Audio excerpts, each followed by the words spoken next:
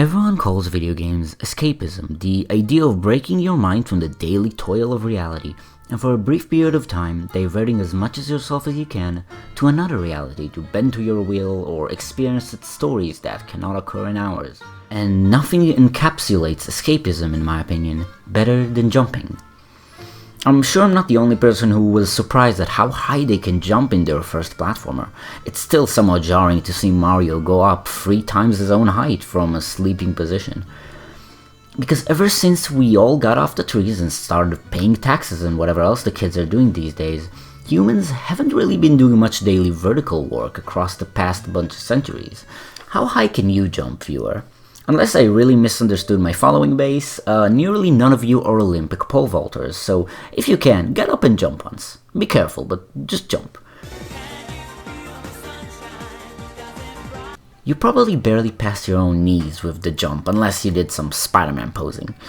Jumping in real life isn't all that rewarding. Running was a good habit of mine as a little kid, just because velocity is cool. Barely breaking from your own run is fun. I like the idea of soaring through the air, if not up, then at least forward.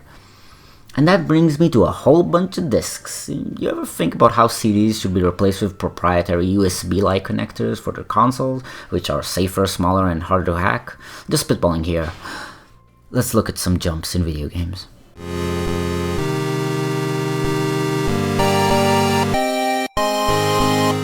The games in this category are what I would like to describe as hell sweet. Super Meat Boy, the jump has so much air hang time where you can accelerate left and right with ease, and scrambling in the air actually increases this hang time, so if you plan a jump in one direction, you won't have to stay in the air for as long as a mid-air panic, making both approaches fun and rewarding, kinda like a peach float without feeling like a stiff pause in the middle of the jump. Once the human race left the NES, Mario was always the king of jumping, at least in terms of consistency. Game after game after game, most strongly in my mind are World and Odyssey. Mario had banger jumps with smooth startup, hang time, and landings, all so direct, so precise, so natural. Mwah! Beautiful.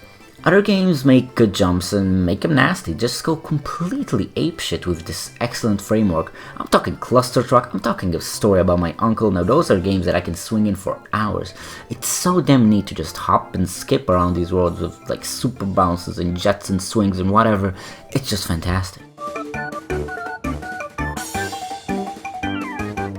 Sometimes the game isn't about jumps, but damn, the jumps are good. Easy examples are platformers that involve more than jumping. I'm thinking Shovel Knight, Wario World, Mega Man, Battleblock Theater, a game that had a way more in-depth physics system than anyone gave it credit for. It's freakishly advanced for how it looks. These games make you do more than just jump.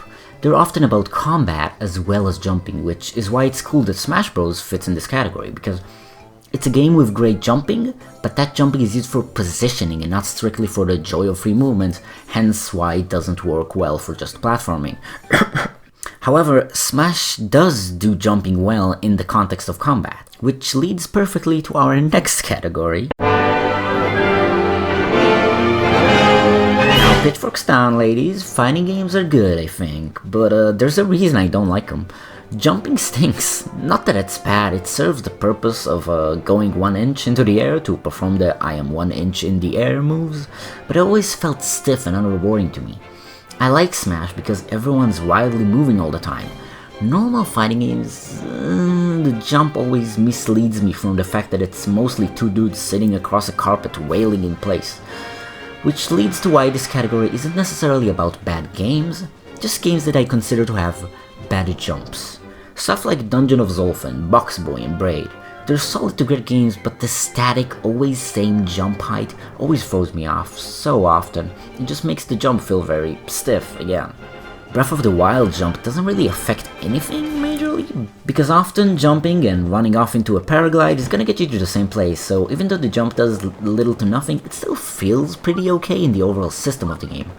Some games have a reason to have a bad jump, because like Meat Boy, they're all about that jump, but that badness of the jump has a design intention. Jump King. The jump fucking sucks, but it wouldn't be the same with a guide or a cancel or a quick respawn. Egg Returns Home. The joke is that you're a fucking egg. And Death Stranding, where the weight of everything makes sense within universe, and That absurd realism is what makes that terrible jump fit in, because that's the jump we did that barely reached your knees. It's interesting. Let's keep talking about Death Stranding for a second. The biggest obstacle in that game is your own footsteps against the terrain. Marching across what's totally the US with 2 boots and a smile, and the struggle comes when you misstep and inevitably fall down. For every jump, there's a descent, a grabbed ledge, a missed landing, a descending dark, a meteor smash, and a Metroid Prime 1 final boss. Let's talk about falling down in games.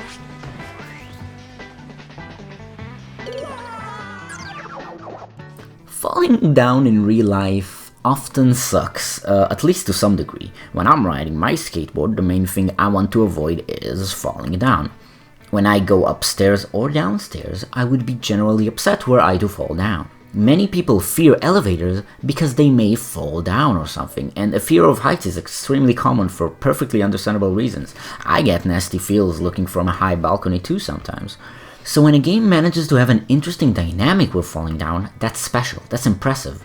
Because everyone can just disable the realist impacts of fall damage like Metroid and Portal, where no matter the velocity or height you can just keep going from a fall, or Half-Life 1 multiplayer, where dropping from too high a spot always deals a consistent 10 damage to make it impactful but not a constant worry. But I love when games make falling down interesting. Spelunky's fall damage is so borderline real, it's magical really. I have over 130 hours on the game, over 1600 deaths, never beat Olmec, and I still love it, and I still won't put money on whether some drops will deal fall damage or not. I know that fall damage will be negated if I grab a ledge on the way down, but it's a gambit, it's a gamble. The Source Engine's falling down and strafing physics made falling down a casual sport that hundreds and thousands play daily just for the engine's quirks. VVVVVV is a game about falling down and up across the galaxy because there's no gravity in space, so you can only really thrust your legs to the opposing side of the world. Captain Toad is a game about falling on top of buttons and enemies as opposed to jumping on them. Baba Is You is a game about a grid and rules, so I was happily surprised by the existence of a dynamic fall state for the whole board, like taking a chessboard and lifting it to an angle. All these games take falling down and do something new with it. Something I can't say for everyone who participated in the study.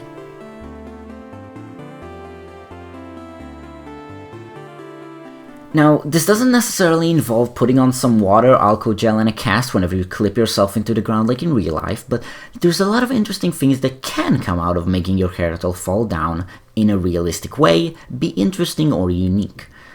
Of course, you can just go the way of the TF2 and Half-Life 2, where the height and speed all calculate into a varying damage that's more often than not devastating, or the God of War, which I recently played and was very video gamed to find out that you can drop down the sledge into an earlier part of the level, but for no reason other than to say, hey look, this is still on one level, isn't our game so immersive?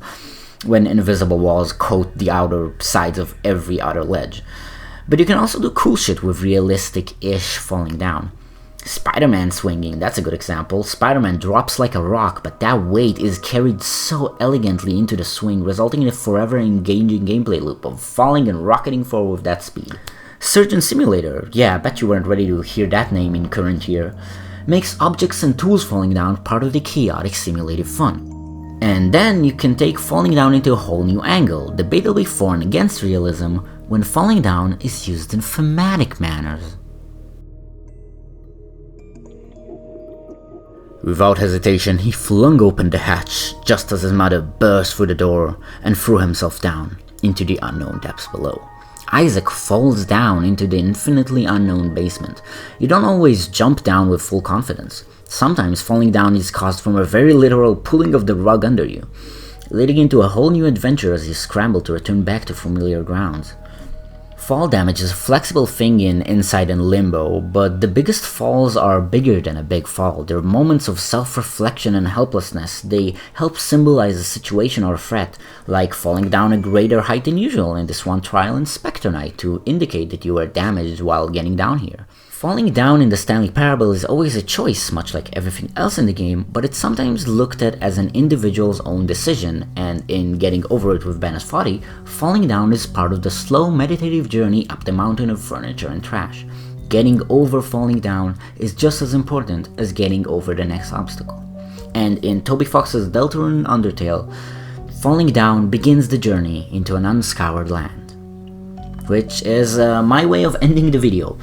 And telling you that my next video will be about Undertale. Woo, that's cool. And it's gonna be really long and weird and hard to make.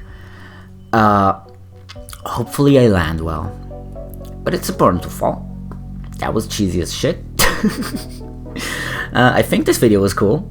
I don't know, I had fun. I just kind of wrote it and then recorded it, and now I'm gonna edit it, and now you're seeing it, so that's pretty cool. Thanks for watching.